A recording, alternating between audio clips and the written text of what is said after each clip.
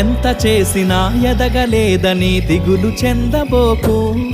ఆ లోపమేడుందో మనసు దీపాన్ని పెట్టి నువ్వు వెతుకు.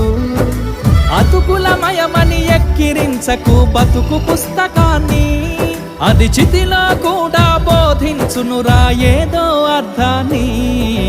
రాదురా ఏ విజయం నీ కోసం నా కోసం, ఎటుపోదురా నువ్వు చేసిన కష్టం ఎప్పటికైనా సొంతం.